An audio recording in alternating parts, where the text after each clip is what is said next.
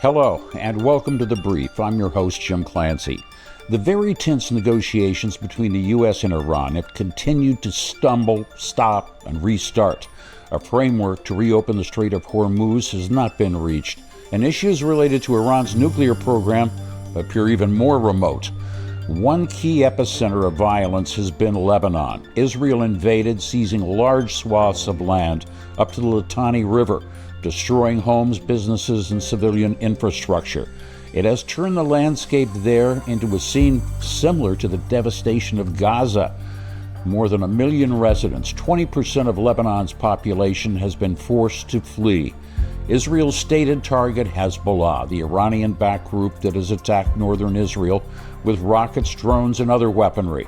Here with us to help bring us some understanding of why Lebanon has become such a flashpoint, Professor Karim Makdisi. He's the Associate Professor of International Politics, and he's the Director of the Graduate Program in Public Policy and International Affairs at the esteemed American University of Beirut. Professor Makdisi, hello, and welcome to The Brief. Thank you. I started covering Lebanon all the way back in the summer of 1982 during an Israeli invasion. And once again, we see a country that has repeatedly been used as a regulation-sized alleyway for the settling of regional conflicts. Well, I think, first, Jim, thank you for having me on again. It's always a pleasure. I think Lebanon is one of these countries that's both very complex and at the same time finds itself, as you were saying, in the middle of all these different wars. One side of the equation, a lot of people in Lebanon will say, it's always, poor Lebanon, we're kind of stuck. If it's not the Syrians, it's the Iranians. If it's not the Iranians, it's the Israelis. If it's not the Israelis, it's one form or the other. And if everybody would just leave us alone, everything would be great, and Lebanon can go back to being the Paris or the Switzerland of the Middle East. The other side says, look, we are very much part of the Arab world. We're very much part of the question of Palestine. We're very much part of the regional dynamics. And as long as the region is in turmoil, as long as, whenever there's shifting powers and dynamics within the regional order and even international order, things are going to reflect this in Lebanon. The weak spot of Lebanon is both its strength, which is the fact that we have all these different religions, all these different, I hate to say religions, but sort of people that have coexisted for a very, very long time, for centuries and centuries, which gives it, this amazing social mosaic and religious mosaic and, all of this. At the same time, it's easy to exploit from external powers especially, and local kind of, militia leaders or local power-hungry people that look to divide people and exploit people. So we're part of the region. And so when the region is in turmoil, as it has been for a century plus, we're going to get dragged into it. It's really as simple as that. But in this case, there is Hezbollah. It's a militia that has dragged Lebanon into the conflict without any national consensus of any kind, haven't we?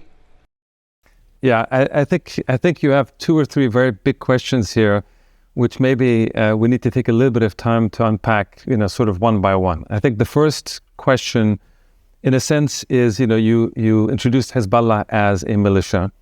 Again, this is part of the dispute that goes on. So Hezbollah, just sort of more generally, of course, is a political party. It's one of the main political parties in Lebanon. It's part of this government, even this government, and it's been part of governments pretty much since 2005. They have ministers in the government, they have parliamentarians, they have, municipalities. So they're functioning like all the other political parties that exist inside Lebanon. It's also it has a lot of social sort of NGO things, or kind of a social component where they have educational institutions, they have, even health institutions in their areas. They even have their own kind of quasi-banking system that goes on, loans that have been targeted by Israelis, I might add, quite a bit over the last few years. So it's not a militia per se, it's this much larger kind of organism that is included into the Lebanese body politic over the last 20 years. And at the same time, so the militia that you're referring to is what they call themselves the resistance, right? That's the resistance, the military and security wing of Hezbollah, kind of the larger being that is Hezbollah. So that's, I think, one thing that's important to kind of point out. The second thing I think to point out is the history of this, which is that Hezbollah itself as a creation of the 1982 invasion of Lebanon. You said that was when you first came to Lebanon. So undoubtedly that was around the Israeli invasion of Lebanon, and then the siege of Beirut. When I was a kid in Beirut, there was a siege, through the summer. So I can recall that quite well, in which around 20,000 people in the end were killed there, and it kind of ended in the infamous massacres of Sabra and Shatila Palestinian refugee camps. So they were created out of this Israeli invasion, not before it. So they're a result of it. So yes, they're so-called Iranian-backed. Of course they are, because you had the Iranian Revolution of 1979. So there was a transformation of the Shia world after the 1979 Iranian Revolution across the region.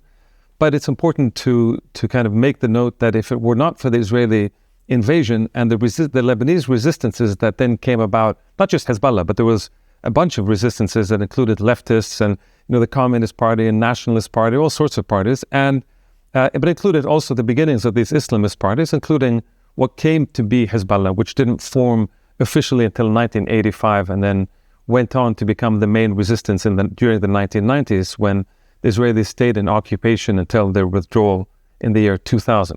So, I think these things as background are very, very important for viewers to keep in mind. As for today, as for your kind of question that is more kind of related to what's going on today, yeah, I think the issue is it's a bit of this cat and mouse game. The Hezbollah, the resistance in general, and those that support the resistance look at the situation in Lebanon and say, as you're saying, from 1982, even from 1978, which is the first main Israeli invasion, pre-Hezbollah, I'll say again, the Israelis have always been bombing, occupying, attacking, surveilling, creating violence, dividing, provoking civil wars, doing all these kinds of things inside Lebanon before Hezbollah, and undoubtedly that would happen after Hezbollah. So the question becomes, how do you prevent the Israelis from this expansionist, this very long history of expansionism, in which, as far as they're concerned, and this goes back 100 years, before the State of Israel, into the Zionist movement in the 1910s and 20s and 30s, where the idea of South Lebanon up until the Litani River was always, part of their imagined state, or this imagined kind of greater project that they had. How do you prevent the Israelis from going in and taking at least South Lebanon up until the Litani River, which they declare over and which they still declare over and over and over? How do you do that? Is the Lebanese government going to do that? Well, we've seen over, as you said, from the 70s, from the 80s onwards, we've seen that the Lebanese government and Lebanese army has never been able to mount any form of resistance, of effective resistance in a military sense, and even politically, it's often very, very weak and unable to gain any kind of diplomatic advantages unless there's an international or regional deal that takes place in which Lebanon is kind of considered part of that deal. And we see this going on today as well. So I think this is all kind of important to bear in mind. So the question is not so much if and when is Hezbollah disarmed. The question needs to be reframed to, how do you provide security to people in South Lebanon and stop an expansionist Israeli assault into Lebanon, which includes this kind of genocidal policies that are taking place in the south.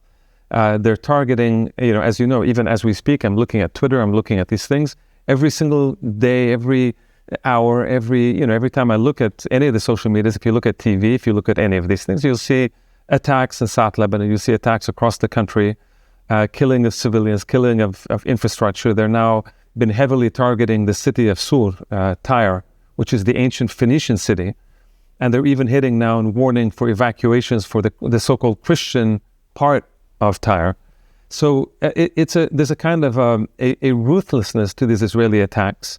And so the idea of disarming the only force that's able to resist Israelis on the ground is kind of absurd outside of a political solution, internationally guaranteed and regionally guaranteed, that allows Lebanon and the Lebanese people security and safety, and to be able to build a state in which they can then kind of move on to other matters that are very, very important, like providing electricity.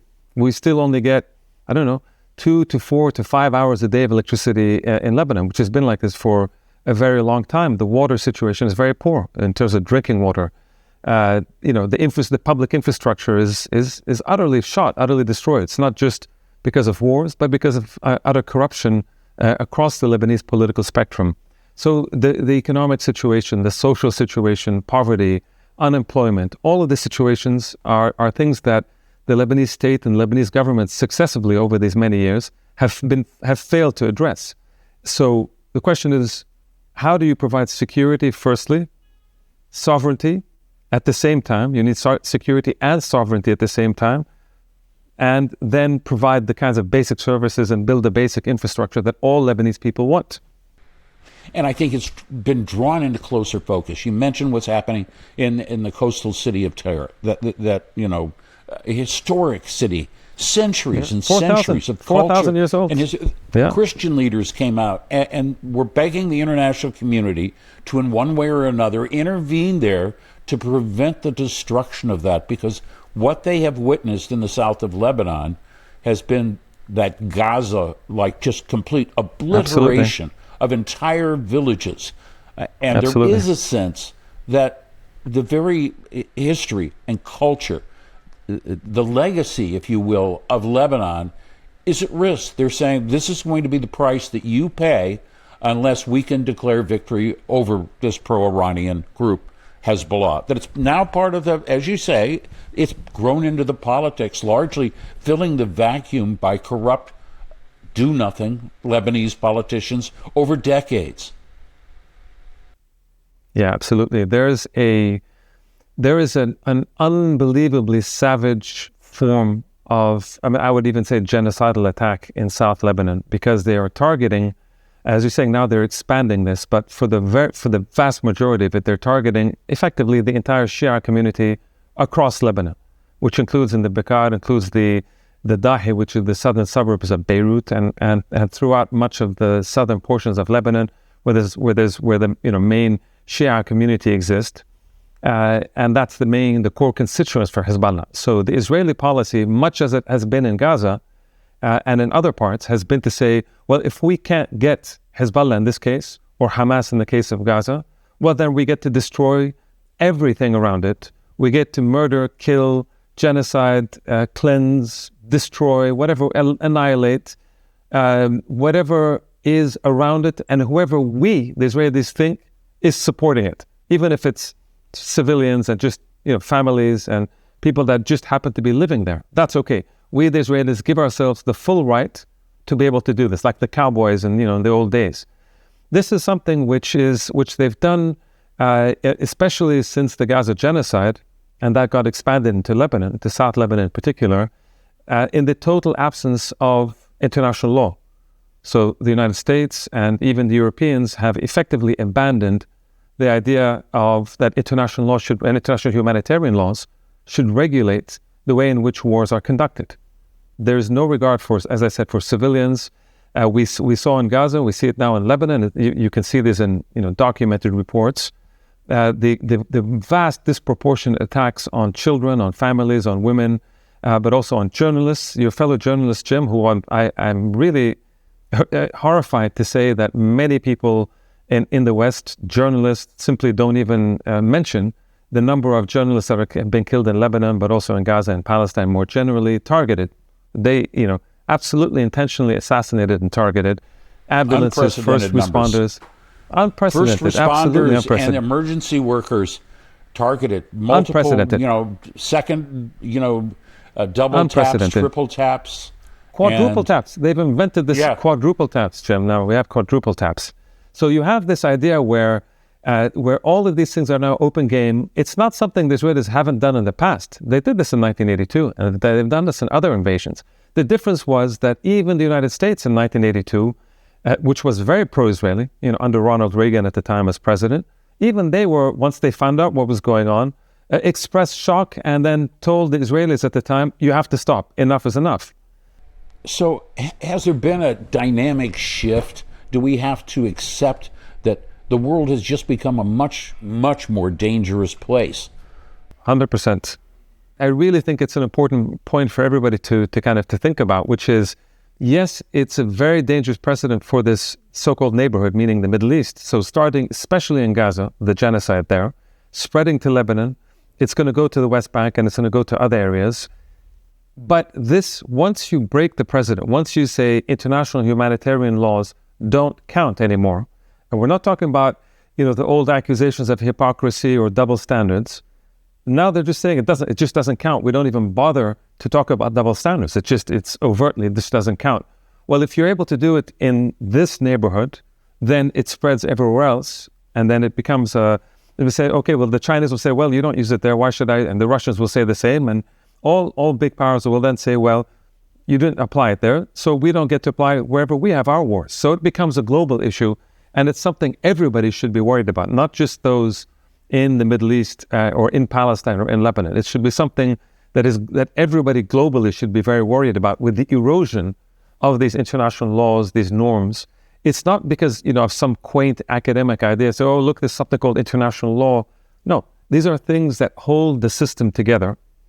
And once you get at them, that's extremely dangerous because what comes next? Nuclear war. Professor, we seem to be at the point where those indicted for war crimes are being shielded while the very judges trying to report on or actually hold people accountable are the ones now being sanctioned, aren't we? Yes, you have a perversion of the system where, in terms of the Western supported system, which generally had been at least nominally supporting the ideas of international law, and they're the ones who created the International Criminal Court, the Europeans in particular.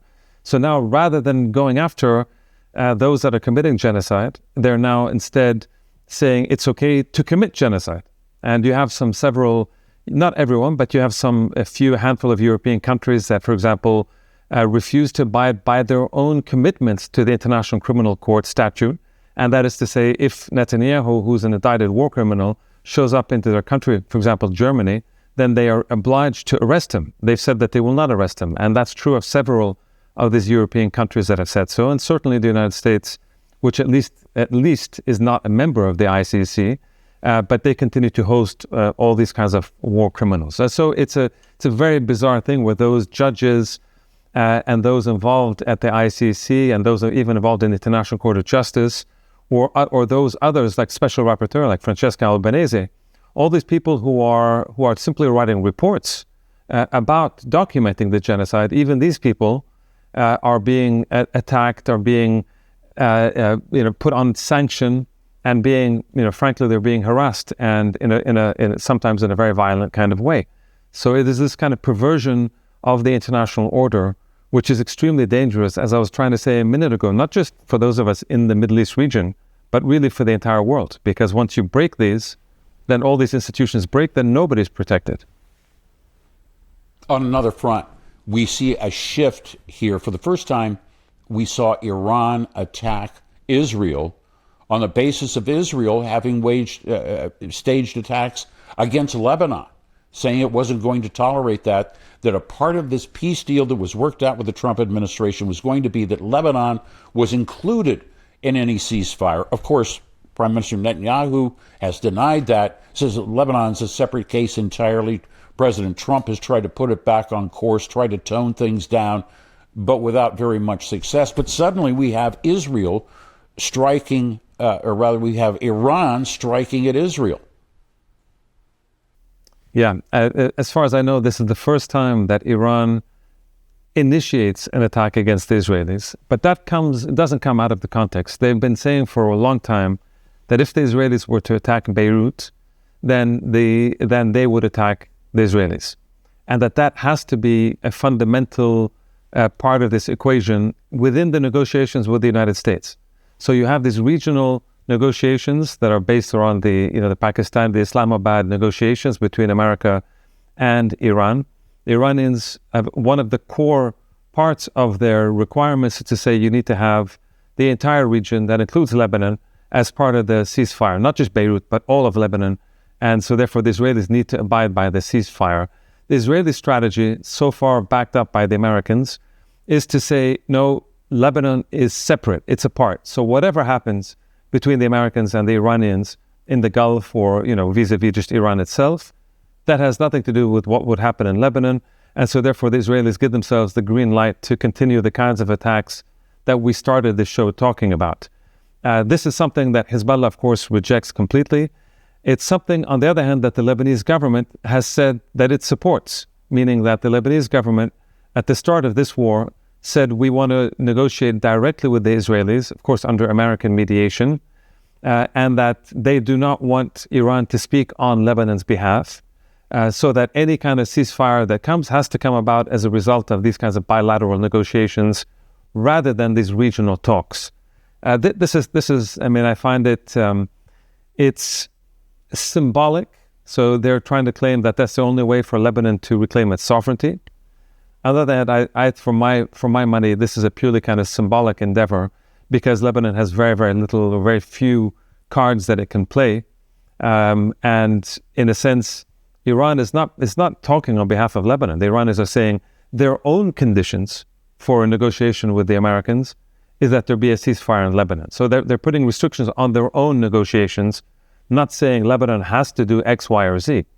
So it's an interesting dynamic that's taking place, in which you have these two different kind of avenues. Is it going to be part of a regional? Is Lebanon part of a regional deal, or is Lebanon part simply of a bilateral negotiation between the Israelis and the Lebanese, with a very, very, very biased American kind of mediation, much as it was with the Palestinians? So are we going to end up with a West Bank model, is the question, in Beirut? And then are we going to end up with a Gaza model in South Lebanon? That's, I think, what the Israelis are looking for. That would be a predicament very unwelcome to the Lebanese people, and I'm presuming that the Lebanese people are looking at all of this. They do see, at least in public, President Aoun and the leader of Hezbollah have been trying to say, yes, we're going to decommission some arms. And they've made a public deal out of this to show that progress was being made. I don't know, how true is it? How real is it? Or is this just a sideshow? No, I don't think it's a sideshow. I think it's been a very, very important debate inside Lebanon, of course internationally, but let's say inside Lebanon, it's been a very important and often controversial debate. Right? When we began the show, the first kind of point that I was trying to make is to say, what happens first? Do you disarm the only group that is able to resist against the Israelis? Or do you say, I want to reframe this and say, how do I provide security and proper sovereignty to Lebanon, and then have a national consensus about integrating, as often happens, integrating various kind of non-state, groups or militias or whatever into a kind of national army or into some kind of national defense plan? What comes first? This is the question at hand in terms of the debates inside Lebanon. So the issue really is one of saying, look, do you disarm? So the idea of disarming is something, the Lebanese government takes very seriously. The Lebanese president, who's in charge of the negotiations with the Israelis, takes very seriously. There's a good deal of public support in theory, for the idea of saying we can't have, one group that's not part of the Lebanese army formally, that has weapons and therefore can start wars when it wants to and stop wars when it wants to. We can't have this. That's not how a sovereign country can be run, right? But as I said, those in South Lebanon and other areas that are the ones that have been for decades under Israeli attacks and under kind of, the onslaught of Israelis, as we can see, their question is, well, okay, but how are you going to provide us security? You've been saying for years and for decades, only the government should control Lebanon, only the government should have this kind of, monopoly of arms. On the other hand, the Americans have made it very, very clear that the Lebanese army is not allowed to have proper weapons. It's been very clear. So the idea of saying we need to send the Lebanese army to the south where they are, and then say, well, you can't have any weapons that can actually defend itself against Israeli attacks, no matter how popular the Lebanese army is, and it is very popular inside Lebanon. In fact, it's the only public institution that really has, significant popularity across all the different parts of Lebanon. But they don't have the weapons. They just don't have the ability to defend the country. And that is by design. It's by the way the Americans and the British and the Europeans have restricted, in order to support the Israelis, they've kind of restricted what they want the Lebanese army to be. I think it's important here to add that what the U.S. has even recently been talking about, and Marco Rubio has come out and said this explicitly, is they want to create what they're calling kind of model regiments or some kind of, special forces, let's say, of the Lebanese army who will be tasked specifically to go after Hezbollah and to disarm them by force. Now, this is something which, as you know, as I was talking about the earlier West Bank model, civil war. It's not only civil war; it's an impossible thing, right? It simply won't work. The army won't accept it. The army has a very clear idea of a national responsibility. They won't do it. They're not, and on top of which they're not suicidal. And you go back to this question of the West Bank model. That's what the Palestinian Authority does. They have a security force whose job is to basically block any resistance to Israeli occupation. And that's trained by the Americans and the Israelis and the others. This is what they want to try to import into Lebanon. Lebanon is not like that. It cannot work like that. And it certainly won't work without instigating some kind of civil war. The Israelis will be very, very happy with the civil war in Lebanon. Very happy. They were happy with the war in Syria. As you know, it's not just Lebanon. They've now gone in and occupied further, into southern Syria and now have quite a big area outside of the Golan Heights, the occupied Golan Heights. They are not so far from Damascus. So here they are, they're creeping forward in South Lebanon, not so far from Beirut in the sense of, Lebanon is a very small country. They're in southern Syria, not so far from Damascus. They've occupied the Golan Heights. They've reoccupied the Gaza Strip, and they're pushing through the genocide. They're pushing this incredible, what's left of this population, this poor, suffering population in Gaza, into smaller areas. The West Bank is like a Swiss cheese. It's been divided into many, many different kind of small little islets, sort of sitting around, increasingly attacked with these religious fundamentalist settlers who are going around on rampages and doing pogroms across the West Bank. This is the way the Israelis are functioning, supported by the state and with their individual settlers in the case of the West Bank. So how do you deal? And at the same time, they initiated an attack against Iran. The United States, very explicitly, when they attacked Iran at the beginning of this war, said we are there because the Israelis were going to attack Iran, and so we needed to defend our ally Israel. So the Israelis brought we had to defend against the fact that we knew that Iran was going to then come back and retaliate against the U.S. It's insane. So they have brought the entire region into war. They're occupying all across their neighborhood, without thing. Nobody's threatening them. They are threatening everybody around them, and yet they're playing the eternal victims. It's really an incredible situation. Let me ask you a difficult question then. I mean, there are three major groups in Lebanon. You've got the Christians, you have the Sunni Muslims, and you have the Shia Muslims. And the Shia Muslims ostensibly were the ones who supported Hezbollah, both politically and militarily. But they also had some friends among the Christians as well. Not to forget, southern Lebanon is not this blanket Shia Muslim area. It's got a lot of Christian villages intertwined there. And then the Druze, of course, both in Beirut, the Shuf, and all over Lebanon, for that matter. What are these groups saying? What do they want? How much unity is there right now in the face of what they're seeing? Because certainly everyone is facing the consequences for what the Israelis and the Americans are making happen in Lebanon right now. Yeah, I think there are some different and some conflicting public opinion polls that are going around. It's always difficult, to trust various public opinion polls because the kind of pressure that people are under and the way in which the methods that these are done, it's difficult to understand. But I would say, I think there's a majority of Lebanese that are fundamentally and vehemently against what the Israelis do. So under any circumstance, they are against Israeli attacks, against Israeli occupation, against the drones. If you're sitting in Beirut, doesn't matter where you are, by the way, across Lebanon, certainly in Beirut, which area, the so-called Shia area and non-Shia area, the drones are above us all the time. And they make sure to go very low.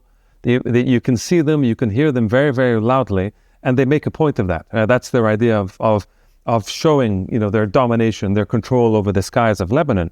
So they know exactly what they're doing, the Israelis, in this kind of intimidation tactics. So there is a vast majority of Lebanese that are against the Israelis in this sense. However, I think it's also fair to say that there's a majority of Lebanese outside of the Shia community that want eventually Hezbollah to be disarmed. But it's go back to what I'm saying, which is it's not. If you ask a question, do you want Hezbollah disarmed? You're going to have a majority saying yes. If you say, including, by the way, Shia, because the question of disarming itself has become a very politicized word. The question that I would like to talk about is not a question of disarming, because that's it's in the abstract. It's decontextualized. It's depoliticized. It's as though you can go somewhere and just disarm and everything else is equal. Nothing changes. Well, if you disarm in the context of an Israeli genocidal war, that's one thing.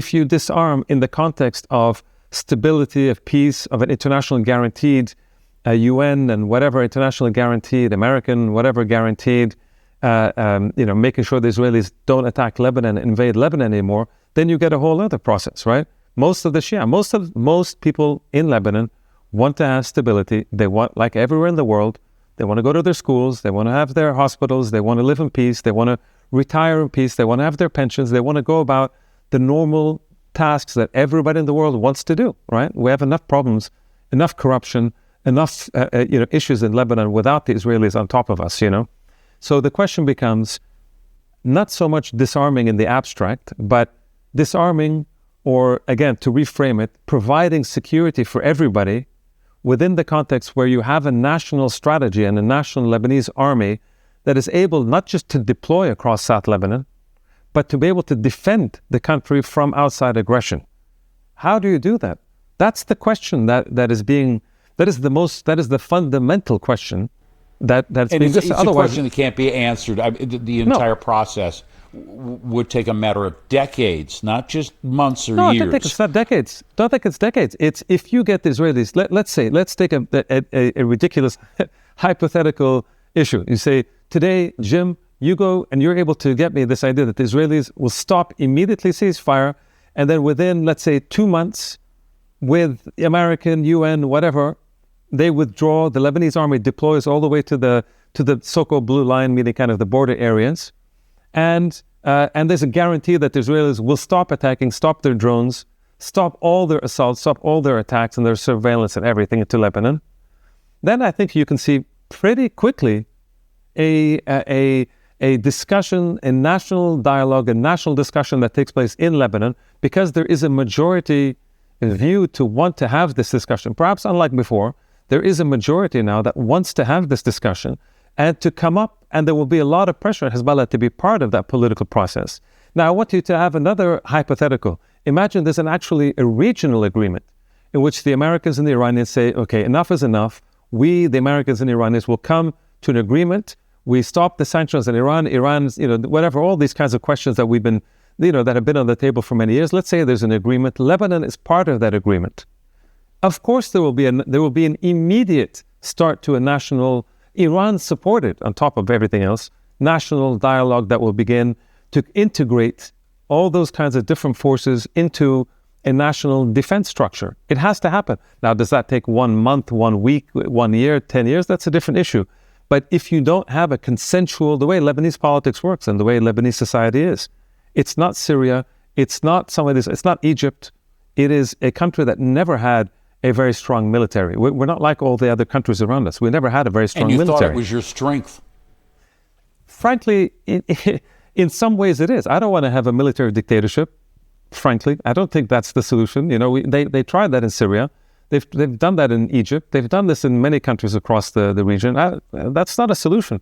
We don't want to be going from, this kind of chaos and zero ability to defend yourself on the one hand, to all the way to bring in some kind of dictatorship or some kind of military coup, junta or something to rule the country. You want something where you have people invested, people are secure, people be able to get about their lives. The reality, Jim, in a nutshell, is that Lebanon does not threaten the Israelis. The Israelis have threatened for decades. They've been threatening Lebanon. Its territorial integrity, its sovereignty, its people, its water resources, its economic viability. If I were to tell you, they're not just annihilating villages, and I mean annihilating Gaza style in the 5 to 10 kilometers across the border, in addition to hitting all the other towns and evacuation orders. You have a quarter of the entire Lebanese population, 25% of the entire Lebanese population are IDPs, meaning internally displaced people. That's what, Jim, what is in America? It's You have 350 million population or so. We're talking 60, 70 million Americans displaced. That's the equivalent. So the idea is, with all of this in mind, who's threatening who? Who's the one that needs security? Who needs to establish a sense of sovereignty and territoriality? It's on the Lebanese side. People just want to live in peace. So I think this is where you start. You need to have regional agreement. You need to have an immediate ceasefire.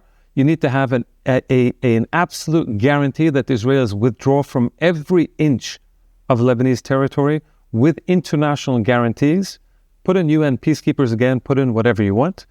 And then the idea is to initiate at that point a national consensus dialogue, which all the different factions in Lebanon, all the parties, all the people are represented, in order to come up with a proper national defense strategy to secure people in the south in particular, but everyone else in Lebanon, and to remove this idea of that there are non-state actors in Lebanon that can kind of operate outside the will of the government, which is what that side insists upon. So I think you can have both, but if there's war and genocide going on, how does that stop? I don't know. This is a kind of it's a strange, I hate to say this word, academic question, It is academic, but it's very human at the same time. Yes, absolutely. I look at this war between President Trump started without consulting anyone, much, like they would accuse Hezbollah of doing when it fired rockets at Israel. But suddenly we've become involved in it, and it's become an instant quagmire that President Trump cannot find his way out of. He has discovered suddenly that the Strait of Hormuz was a little bit different. It's more geography than military. And he's in a situation where the entire world's economy is being threatened by his irresponsible actions. But somehow out of this, as he tries to extricate himself from all of it, there might be a wider solution in the Middle East to address some of the real problems. And I think one of them is giving Iran a seat at the table, which it has been denied since the revolution of 1979. That's one of the fundamental things that they want. I think the Palestinian issue is a card that they're playing.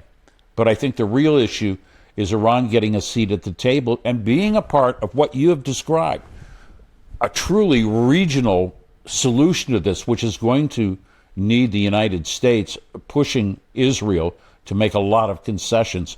Possible? Am I dreaming? No, I don't think you're well, I don't know if you're dreaming. Maybe you are, maybe you're not. I think we can all dream. We have to dream. And Jim, if we don't dream, then, we might as well, give up and pack it all in.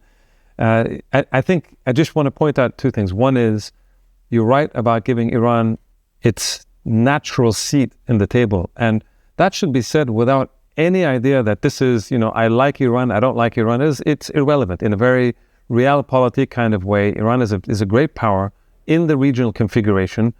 The Israeli project is to have regional hegemony. That means it needs to, and its expansionist project is not just territorial in its immediate vicinity. So we're talking about Syria, Lebanon, Palestine. And I think still they're not done with Egypt. I think they're still going to, that's coming next. Not to mention the Palestinians that are inside 1948 who live in a kind of apartheid state. All of this, that's one thing. The second kind of level of the Israelis is the regional hegemony, which means they cannot abide. They cannot have another regional power that is able to challenge the Israelis at the regional level. That's Iran now. They're already saying, hey, after Iran, we have Turkey. So, let's say Iran is totally destroyed and defeated and, civil war and regime change, and that you put in the Shah and you do all these kinds of things. First thing the Israelis are going to do is they're going to start going into, start provoking things in Turkey. Then you have we've moved from the Shia, then you're going to get into the Sunni kind of issue in the Sunni world, which is why you can see now the beginnings of a kind of coming together of Saudi Arabia and Turkey and Pakistan and these kinds of countries, even Algeria, are beginning to kind of coalesce because they understand the Israeli regional hegemonic play that they're trying to do now. The final point, and because I disagree with you on this one point. Yes, it's an Iran issue, but fundamentally, it's also a question of Palestine issue. It's not an Iranian card. What kick-started this whole round, it's not the Iranians' attacks or the American attacks. It's October 7th. And it's the fact that you have Palestinians in Gaza, in particular, that had been living in this prison camp called the Gaza Strip, who had been over many years now, several different wars, and regional projects, including the Abraham Accords and others in the regional configuration, saying, okay, well, nobody cares about the Palestinians. They're basically they're out of the question. Nobody really cares. They're little kind of autonomous players that nobody cares about, and the Israelis will deal with them in kind of small ways here and there. Then they come out and say, no, you can't. You cannot have a system in the Middle East. You cannot have stability. You cannot have peace. You can't have anything unless there's a minimum version of justice and liberation for the Palestinians. It is at the root. It is at the cause. So I think it's incorrect to think about Palestine and Palestinians simply as a card of Iran. Iran can play that card if it wants to, but that's not what Palestine is.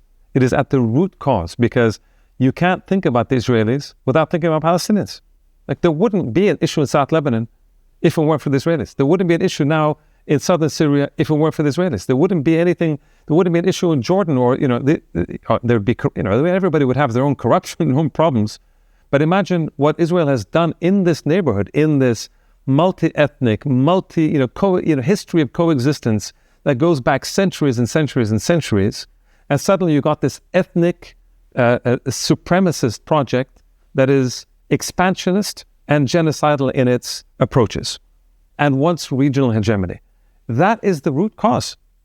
So yes, Iran needs its place, its natural place, as does Saudi Arabia, as Turkey, as you have these kinds of big countries. It should be a multipolar region. That's just the natural configuration. On the other hand, without resolving the question of Palestine, and therefore telling the Israelis, and of course only the Americans can really do this, telling the Israelis enough is enough. Enough is enough. That's it. Enough. You got everything. You can't complain about security and everything else. You've got to stop. And only the Americans can do this. And it's going to happen. The massive drop in public support for the Israelis in America, on the left and on the right, as you know better than me, Jim, is now, it's there. It's clear for everybody. And that's eventually going to make its way, I think, into American politics. It doesn't exist now, because you still have Trump. I think Trump will be the last kind of Israeli president in the United States. I think that's not going to be repeated. And I think, these Congress people, etc., that are in the pockets of AIPAC and others, these are slowly going to be taken out through an election process. And I don't think there's going to be the kind of one-to-one support that has existed for this long in America with Israel in the coming years. And I think the Israelis know this, and I think that's why they're being extra violent these days, because they understand that they're coming to the end of their total American support. So they're making this last-ditch kind of attack across the region in order to cement themselves. It includes not just defeating Iran and creating a civil war in Iran, by the way, but it includes making sure that Saudi Arabia, the GCC states, the oil that is in the Gulf, all becomes dependent on the Israelis. So Israel will control all the oil and the infrastructure that's in the Gulf. That has to be part of their regional hegemonic kind of move. And that's what they're trying to do. And the Saudis have understood this, I think, now. And that's why they have become very hesitant and very opposed to joining the Abraham Accords today. Professor Makdisi, we're going to leave it there. You've shared some important ideas, not just for Lebanon, but the entire region and its people. I want you to come back again when we can further this discussion. Karim Makdisi of the American University of Beirut, thank you. Thank you very much, Jim. And thank you for joining us.